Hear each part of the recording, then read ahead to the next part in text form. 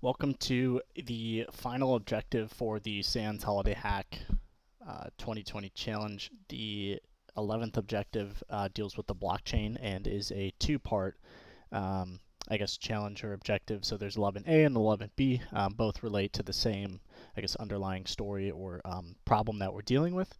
And again, this is leveraging blockchain technology. So it's the whole nice naughty list. That has been converted to use blockchain, and there's some inherent weaknesses in the way they developed it. One of those being using MD5 for hashing each of the blocks for verifying the blockchain. And so what's essentially happened is Jack Frost has manipulated the blockchain to give himself a high nice score, which is when you run it through the MD5 hashing algorithm to verify the blockchain, it actually does not throw any errors. There's no problems verifying the blockchain. It appears to be cryptographically, secure, not modified. However, everyone knows that it's impossible. Supposedly, that Jack Frost can have that score, and we also know that as of recent, the whole way that the blockchain is developed is being slowly converted to use, I believe, SHA-1 hashing instead. And that's where they discovered that there's some inconsistencies with the blocks, and things just don't add up. So anyway, the first part in this two-part challenge deals with a value called a nonce that was added to each of the blocks to try and lock down some of the inherent weaknesses with MD5. And so there's a lot of research you can do in MD5, but basically it's susceptible to hash collisions, which basically means, when you put data through a hash algorithm, you expect to get out a hash that only represents that exact data and nothing else. However, with MD5, it's been shown that there are multiple hash collision methods to take different data and have it result in the exact same hash, which is why Jack Frost is able to manipulate the blockchain and make it seem like nothing had actually been modified. So again, this first challenge deals with the nonce. It's a 64-bit integer that's been added to each of the blocks to try and help with the bypass or limit the possibility of MD5 hash collisions. But if you've done the snowball game, and you should as a prerequisite to this challenge, you know that, uh, and we'll see in the code that they provide us, they are generating the nonce with Python's random library, which we know uses the Mersenne twister. And as a pseudo random number generator, while statistically sound, it's not secure in that if we have the previous 624 values, we're able to predict any numbers generated from that random number generator into the future. So let's take a look real quick. There is a video that was put out for this challenge, and it just talks about how the blockchain was developed and how it's being used, so definitely give this one a watch. But here, this slide just shows the basically a representation of what type of data is in a single block. And the important part here is the nonce, a random 64-bit value added to the blockchain code to secure against MD5. And we got some other stuff here that we can insert into the blockchain or into the block, which we'll worry about more for part B. Right now we're laser focused on this nonce. So the actual challenge for this, if we go into here, is, let's see here, objectives. Can you predict the nonce for block 130,000, even though we only have up to this block? So we're basically going to have to feed some of these nonces in from prior blocks. Basically, 600, at least 624 values into a pseudo-random number generator using the Mersenne twister. And we can use that same predictor GitHub script that we used in the snowball game video. We'll have to tweak it, though, to be able to accept 64-bit values, because if you remember, that whole algorithm relies on 32 bits. But we'll see that it's actually not that big of a swap to make it work for 64-bit data. Okay, and then they give us a link to these tools. So this is a zip file with some sample code on how to load and manipulate the blockchain. And then if we exit here and click on this, we get a sample, just a small bit of the blockchain where it was modified. So what we're going to do is copy these over to a Linux VM that I have set up just to work with this data. And I'll paste that into there, and I'm going to extract this zip. So now if we go into here, we've got a Docker file, which we're not going to use. So basically, the only thing in the Docker file we need is we need to know to install this Python package. You can set up the container, but since I'm in a Linux environment anyway, it's super easy just to install the one Python package and be done with it. So what we'll do is create a virtual environment with virtual env, and we'll activate it, and we'll go ahead and install that dependency for Python, PyCryptoDome. Okay, next thing we're going to just get rid of the Docker file and the script to run that because we don't care about that anymore. And now we're left with this lengthy Python script that is basically sample code on how to deal with the blockchain. So there's all this like background that you can read through, which is really good information. But at the end of the day, there's really two classes that we're dealing with: block and chain. Block allows you to manipulate the data at a block level. You can get hashes for the block. You can load a specific block in. You can dump the attached documents associated with that block, or all sorts of stuff. And then the chain class is dealing with multiple blocks in the chain. So we can extract a block from the chain. We can load a chain from a file, which we'll end up doing. So things along that nature. And then there's some background on how the blockchain's used for this, and we get into the actual code here.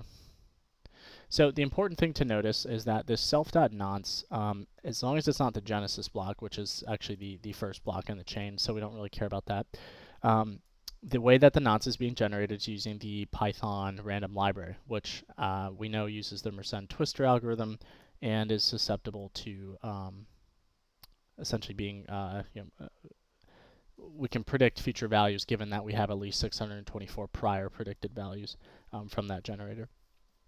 So again, the kicker, this is 64 bits, and our predictor is going to expect 32 unless we configure it otherwise, so we'll just have to keep that in mind as we start to figure this out.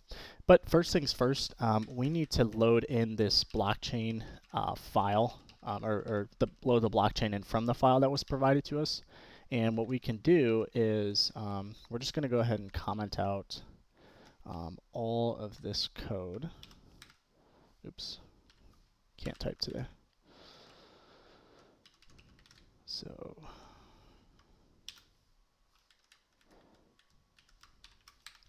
okay, so we'll comment that out, and we're going to uncomment this. So basically, using this public key that they gave us for the blockchain, we'll import that as a key, and then we will load in the blockchain from a file using this call to chain. Okay, and then I don't really care to verify the blockchain at this point, so I'm going to uncomment that, nor do I want it to, well, just for testing purposes, I'll show you what it looks like to print some of the data out for the first block. So let's go ahead and run this.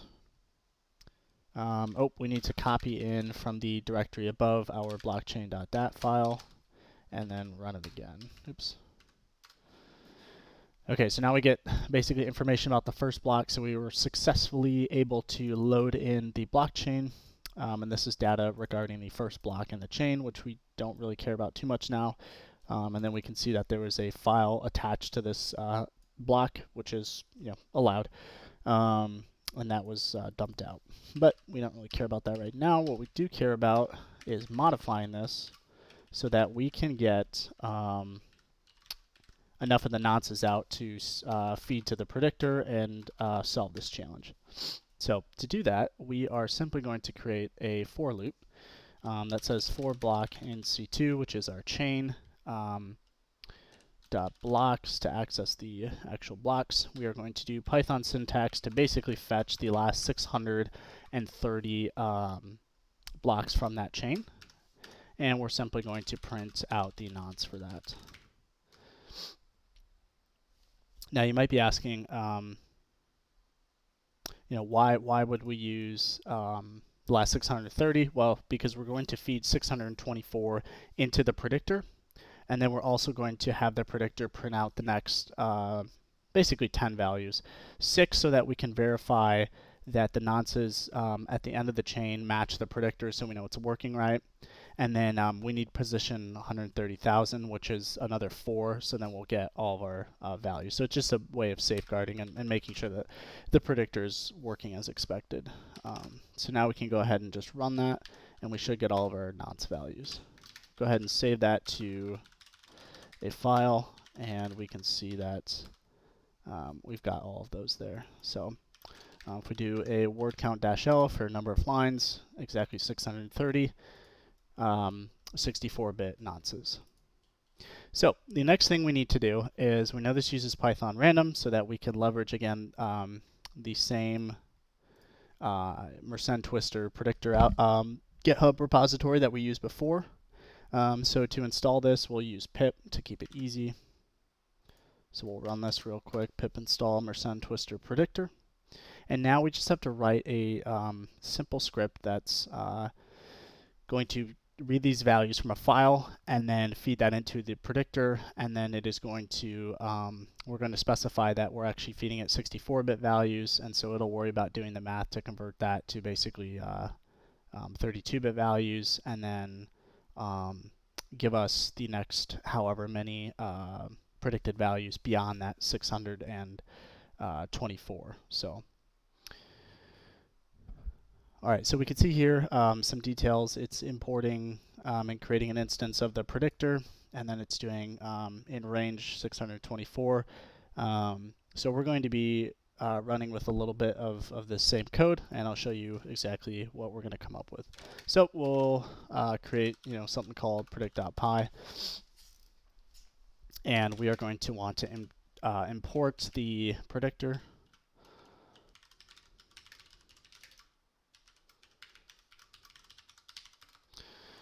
And then let's create an instance of it. And let's go ahead and open the nonces.txt file that we just created or generated.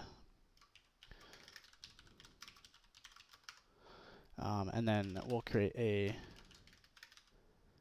list here of these and convert the input from each line to an integer. For nonce in nonce file. And so we're going to want to do two things. One, let's have the predictor, let's call set rand bits on the predictor. Go into here real quick. Okay, so we need to call this basically 624 times, feeding it that data that we already have. And then after that, we're basically going to call get rand bits so that we are getting future values from the predictor. And like I said, we exported 630 values so that we could have some overlap between the values that we know to be true and then also the future ones. That way we know the predictor's working properly. So, so this first for loop, we're going to do for I in range 624. And then we're going to do predictor.setBits because we're basically feeding it, we're seeding it in a way with values that we know were previously used. And here's the kicker: we're going to use 64 as an argument here to indicate that this input is 64-bit versus 32-bit. And then in this next for loop, this is where we're going to print out some of the nonces. We're going to do in range 625 to 635. Okay, so that's picking off where we set rand bits. Now we're going to be getting them, and we are going to print